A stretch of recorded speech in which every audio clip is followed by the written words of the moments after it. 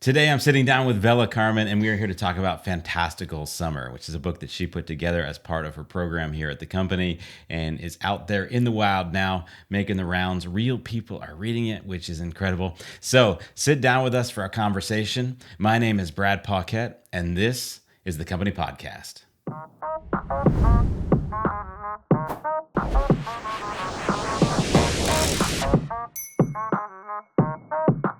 Vella, welcome to the podcast. I'm so glad you're here. Yeah, I'm happy to be here. And so you've been an apprentice here at the company for 2 years, and it's been such a wonderful time getting to know you and getting to work with you as you work on your writing and all these things. But tell us a little bit about yourself for somebody that maybe hasn't heard the previous podcast that you've been on with me. Yeah, I'm Vella Karman. I love God, people, and stories. I write a somewhat of a weird genre in the Christian spheres. And I also write weekly articles on overcoming fear and stepping into freedom with Jesus. Yeah. Yeah. And those are at vellakarman.com, right? I'll spell it for you because it's weird. All right, cool. VELLAKARMAN.com. I guess you can spell the last part. Maybe. Sometimes I accidentally want to do it EN at the end instead of AN, though. So I got to double check it sometimes. Yeah, I was meaning the .com part. Oh, yeah. Okay. Yeah, that's pretty solid. I was hoping. All right. Well, as part of your program here as an apprentice, we have every apprentice do a master project in order to graduate. And that can be a lot of different things. Noah, who is one of your peers, will graduate this weekend as well. He did a podcast. So people have done different things. But you ended up doing this Fantastical Summer anthology. So, I want to talk about the process of how you made it and things like that. Before we get there, just sell us the book. What's this about? Yeah, I'm going to pick it up and show it to people who are watching the video. But Fantastical Summer is, I call it a beach read for the Christian girls, but honestly, it's a whole lot more than that. It's a collection of short stories by 15 different Christian authors, and each of them takes our world and switches one thing about it. It's got this one twist. So what if humans weren't affected by gravity and someday one person was? What if we could catch and eat stars? What if werewolves existed, or mermaids, or yetis? And so it's just this compilation of things that Christians don't normally write about, that then has just these deep themes of identity. And it's a lot of fun, and it also tries to keep things just on a deeper level at the same time. Yeah, I love that. And so the genre is magical realism, which is sometimes called fantastic realism. Those are the same thing.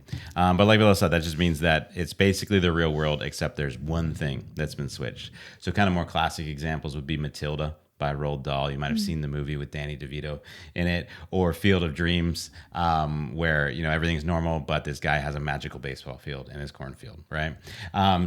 And one of the things I love about this genre is that it allows you to get pretty overt with what you want to talk about. Like for instance, Soul Marks by Ali Prince is in Fantastical Summer. And the premise there is that everybody is born with a birthmark that matches the person that they're supposed to be with. So, if you're born with a kite on your wrist, then you're looking in the world for another person who has a kite. Or if you're born with a sun, then you're looking for the one other person who has that same sun as you have on your wrist. And so it really, the main character is born without a mark. And so it really allows her to draw themes and talk openly about that idea that there's only one person made for you, and it's your job to find them. And sometimes the ways that in Christian circles we talk about how we seek love and marriage and things like that. So it allows that to be put on full display. And I'm curious, Vella, what's one of your favorite examples from the book about a story that's talking about something and using that magical realism premise to draw it out?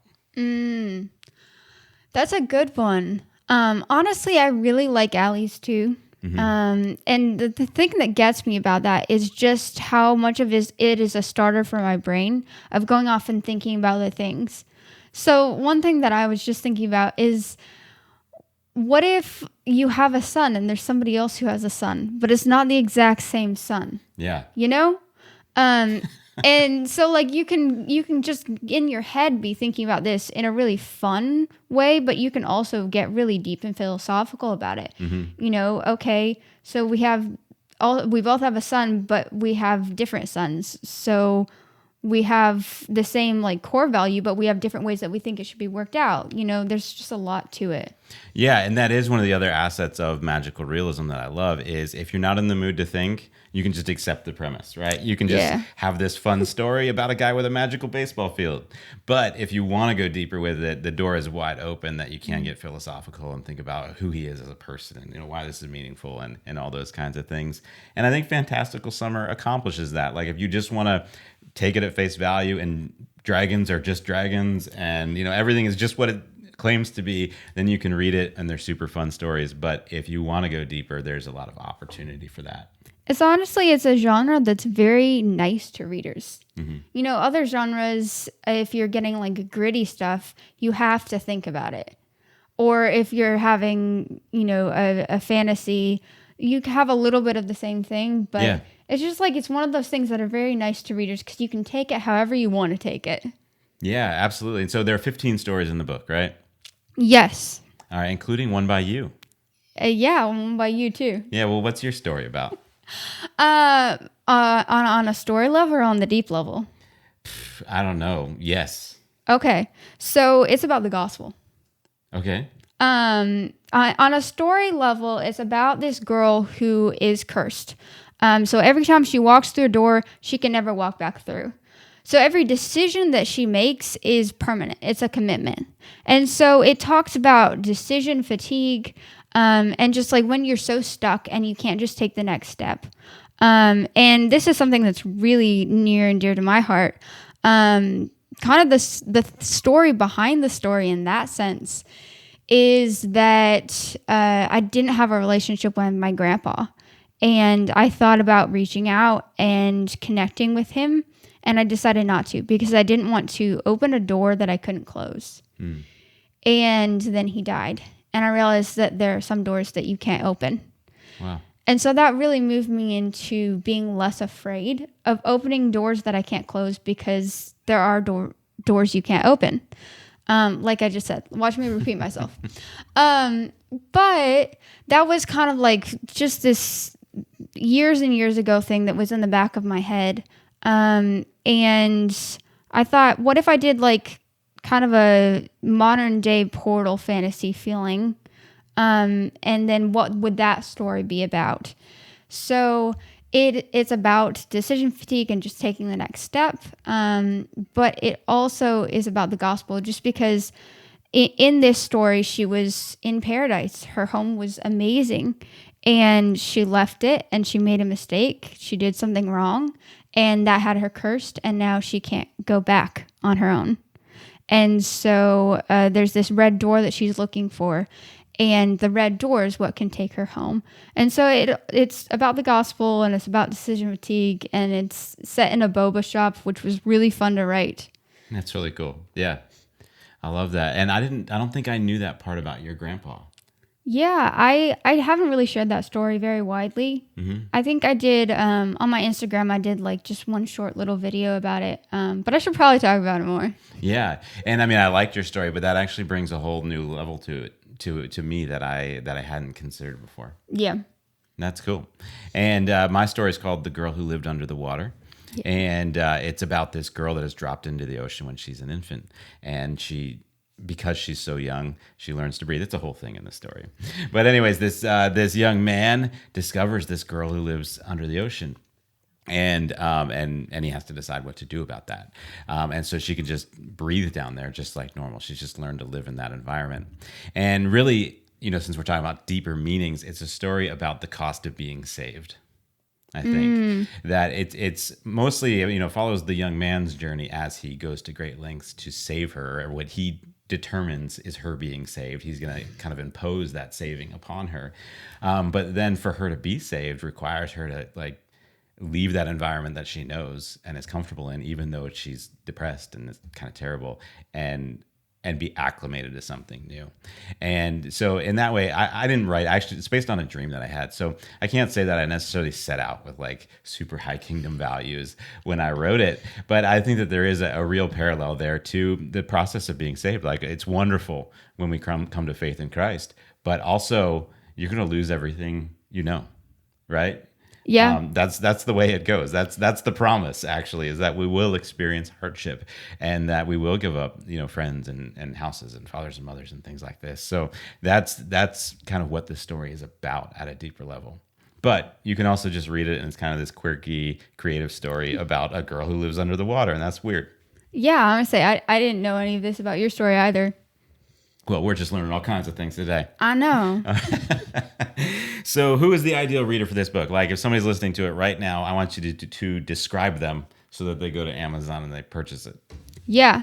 So I'm thinking 15-year-old Christian teen girl who's introspective and really likes summer reads. Yeah. So, somebody who is going to spend a lot of time reading, probably late night in August and July, and isn't in for the typical, beach read that typically means a romance, sometimes a trashy romance. Yeah. And they're not there for that. They're looking for something else, something deeper.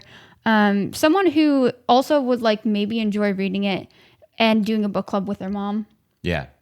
Yeah, I think that was a big part of our intention when we sat down almost a year ago, probably, and started brainstorming this project. Was like, what if we could create a book that was primarily geared towards like an older teenage audience, like a high school audience, but at the same time, it has like some depth and value that like their mom could pick it up and read it and also enjoy it, and then they could talk about it. Like, that'd be pretty cool. Yeah, bonding experiences. Yeah, exactly. All right. And so, a year ago, and it is on Amazon and, wherever you buy books, they can get it. So ask for Fantastical Summer if you don't see it on the shelf, and they should be able to order it. But it's also available on Amazon, all those typical online places that you might buy books. But we did start talking about this a year ago, again, as your master project for your apprenticeship here. So, I don't know, just tell me, when we first started brainstorming the project, how were you feeling about it then? Yeah. I mean, honestly, so when we first sat down and you said, hey, what if you did an anthology? Mm-hmm. I didn't quite get that it being a master project was what you were after. Okay. Like, you just asked straight up the question, and I was like, I guess I would be interested in doing that, but I don't know how to do that. So I would need you to teach me how to do that. Right. That was my response. It didn't register that that's what this was for. Okay. I just thought, okay, he's offering me an opportunity. That sounds amazing, but I don't know how to do that. Yeah, and now you do. Yeah, now I do. Now you can do all these things. So, we teach a 5-step production process here, which is actually a little bit longer than 5 steps because you also had to collect all the stories. So your journey started by, we created a website just for Fantastical Summer, and it was free to submit a story to anybody that wanted to.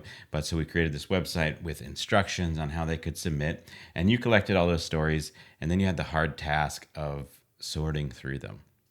Emotionally, what was that like? Because that's like a weird power position, right?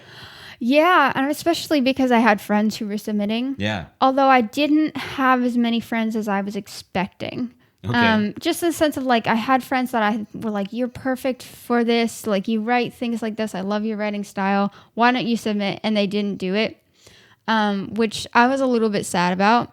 But when I sat down, I was just like, okay, great. I get to read for all day. This is going to be so much fun. Yeah. It was not quite as fun as I expected, to be honest. Why not? I mean, it's just the pressure of okay, I have to make a decision. Yeah. Harkening back to my problems with decision making. Right. That's true. I have to make a decision now. And I hadn't written my story yet. Yeah. You got the one exception in that. Yeah, so originally I was going to write it beforehand and just submit it with everybody else. And I think maybe Brad was going to be the one who read it and decided. But the first story that I wrote for this was not it. And so you were like, just write another story. Yeah, well, I figure you get a free pass. You're going to be in the book, right? It's got your name on the cover. And there's a lot going on at that stage in the process. Like, it's busy trying to advertise and trying to send out personal messages to get qualified authors to submit and things like that. So we decided just take a breath right now, complete this process. We'll deal with that later. And so we got submissions in though, and you did sort them out, and that's a hard process in itself. And like you're saying, we try to judge each story on the merits of the story itself, and so you're looking at stories from people and having to make decisions about who to include, and that's hard, right? Yeah. I think honestly, when I've looked back on it since we made the decision, it's just, I'm not even sure why I made some of those decisions, but I think God had a hand in it. Yeah, definitely. And so, honestly, like everything that I ever do, I want to pray over. I'm not always good at actually doing it, but I'm glad that I prayed over this because it would not have turned out the same without God's help. Yeah.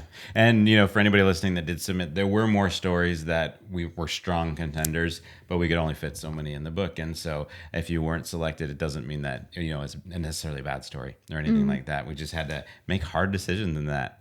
But you made them, and then we moved on to the production process, which, again, as I was starting to get into a moment ago, we teach a 5-step process. So it starts with developmental editing, where Vella worked with each of those authors to improve their story, to make it the best that it could be, to fix character arcs and plot issues and things like that, so that the story was really all that it could be. And then that moved into copy editing, where Vella applied the Chicago Manual of Style to each of those stories and fixed all the grammar and usage and stylistic issues with the stories to make them all consistent so they fit in the book. And then you did the interior design, and she did all of this all by herself. Then she did the interior design using Adobe InDesign to make a first-class professional layout for the book. And then finally, we did a proofread, which I think we both did the proofread, right? The proofread, we actually brought everybody in the office in. Oh, that's right. Yeah. Yeah, we had a proofreading party. I bought snacks, and that's right. Yeah. We sat down and ate Mike and Ike's and proofread together. Right. And that's important because the proofread, you want to get new eyes on it, right? Vella had literally been with these stories through 3 different steps of the process at that point. So it was helpful to get those new eyes on it. And the only thing you really didn't do was the cover design, which was made by our friend Jessica Osteen, who has helped us with lots of different. I'm sorry, not Osteen. What's her last name? I completely. Oh, bother it. Yeah, it's Rebecca Olstein. Yeah. Her last name is. I feel really bad, Jessica. I hope you're not listening to this right now. Jessica Ostrander. Ostrander, that's right. Yeah, I knew it started with an O. She goes by Jesso on Instagram, so I guess I filled in. But anyway, so Vella completed all of those steps, which were all things that you had learned individually prior to that point, but putting them all together into one complete project, that's a big deal. Yeah. So what was most challenging in that process for you? Ooh, that's a good question. I think honestly developmental editing. Yeah. Because it was a lot of decision making. Mm-hmm. And it was a lot of having to be confident in like, okay, yes, this is the right way to shape this story. I think there were some that were much easier for me than others. I had an idea and I was like, this will actually make it so much better. This is going to be so much fun to implement.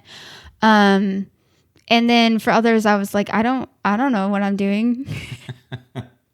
And so that was probably the hardest part, just in the actual doing it. Yeah. Aside from that, like just the timeline on it was hard. Yeah, it's just a lot of work to get done. And I think from picking stories to release is probably like 6 months, right? 9. 9 months. Okay.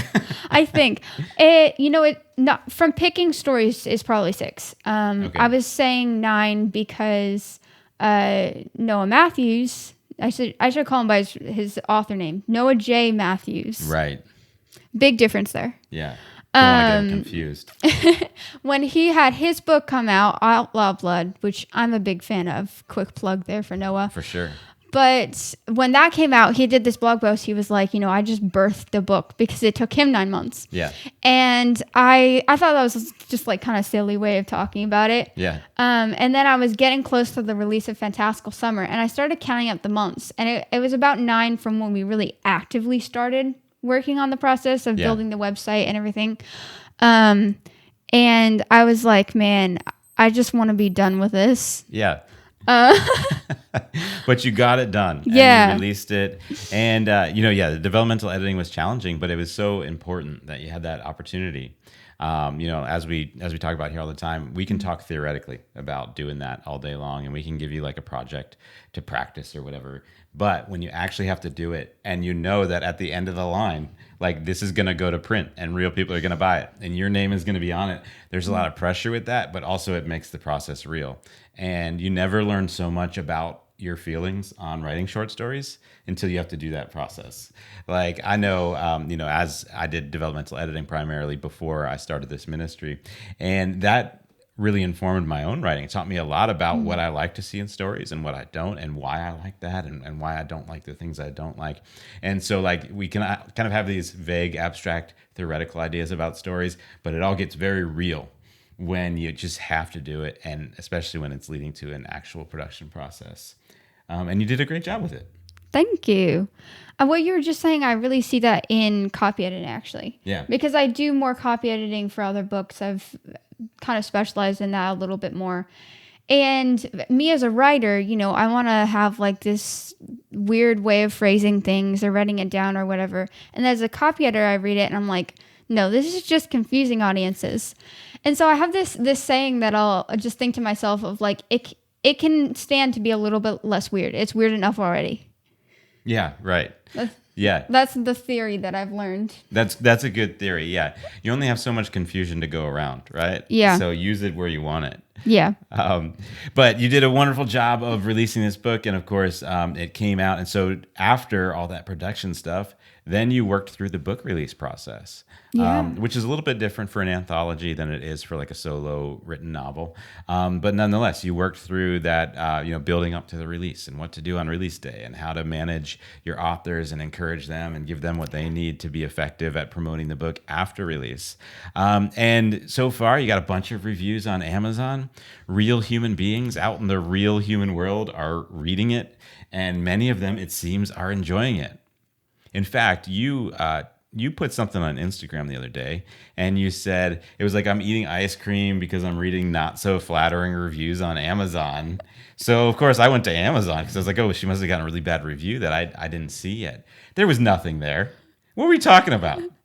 Okay, it was like a 4-star review, but oh, bummer. It was somebody I knew. Okay.